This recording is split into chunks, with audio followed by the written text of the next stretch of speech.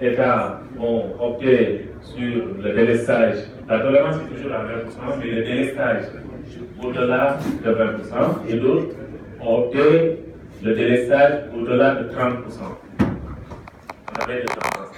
Après plusieurs échanges sur la question, on a suggéré aux ports, parce qu'il y a certains ports qui n'ont pas encore de PCC fixe fonctionnel.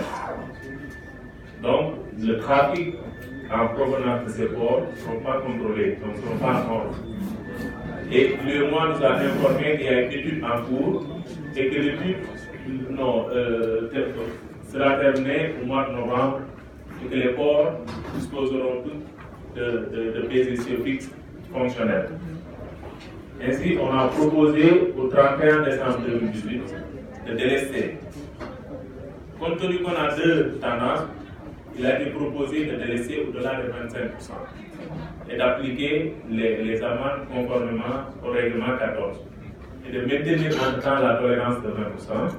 Il avait été même suggéré d'augmenter entre 20 et 25% les amendes au niveau national. C'est vrai, on n'a pas. Maintenant, je ne sais pas, ouvrir la réunion. S'il vous plaît, moi je ne veux pas que vous ayez des débats. Moi je vous donne l'information et puis je m'en vais. Peut-être que ça va passer. Je vous ai dit ce que. On a posé un peu avec les. Ce que je peux vous dire, c'est le règlement 14 qu'on connaît. On ne connaît pas les amendes au niveau des pays. Ça, c'est au niveau des pays. Parce que si vous emmenez les gens à reconnaître ça, les juristes vont se plaindre. Vous n'êtes pas en train d'appliquer le règlement 14. Est-ce que vous voyez? Ça, c'est un interne à vous. J'allais même dire, moi, je ne me suis jamais plaint quand je vais dans un État qu'ils appliquent un niveau d'amende. On ne regarde même pas ça parce que si vous commencez à regarder ça, les États, c'est différent. À partir de quand parce qu'on peut même poser la question, où ça va? Où vont ces ressources? Moi, je peux vous demander, si vous commencez à me dire que vous prélevez ça sur les acteurs, où ça va? Personne ne sait où ça va. Et nous, on ne veut pas savoir où ça va. Pour le moment, ce n'est pas notre affaire. Notre affaire, c'est le règlement 14. Nous-mêmes, on est là pour le règlement 14. Donc, s'il y a des amendes intérieures, internes aux États, je vous en prie, gérez ça vous-même pour que ça ne vienne pas ici. Si ça vient ici, c'est le règlement de la commission. Alors, donc ça va être un débat en juriste. Je pense qu'on ne va pas s'en sortir. Ensuite, vous avez dit l'étude. Mais une étude n'empêche pas la mise en œuvre d'un règlement. C'est une étude pour éclairer. Je pense que mes collaborateurs ne vous ont pas dit attendez à ce qu'on finisse les études et puis ensuite on va mettre le règlement.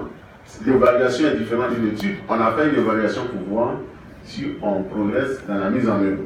Maintenant, on peut faire une étude pour éclairer, mais l'étude n'empêche pas. Il ne faut pas que les gens s'en saisissent. Si c'est l'option de mes collaborateurs, là, je ne la partage pas. Je pense que vous n'avez pas dit ça. Qu'il faut attendre la fin de l'étude en novembre. Ah bon, d'accord. Donc, voilà. Monsieur le Président, vous avez fait des avancées. J'ai été à Dakar, monsieur le directeur m'a bien reçu.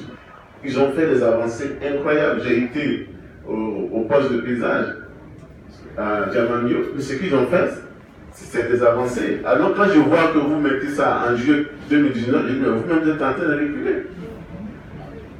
Et Abidjan, le ministre des Finances a fait une déclaration ce mois-ci, en début de mois, pour montrer les avancées. Et j'ai vu les chiffres. Je suis ici au Niger, j'ai été au Bénin, au Togo, partout. Il y a des avancées. Pourquoi est-ce qu'on va retarder?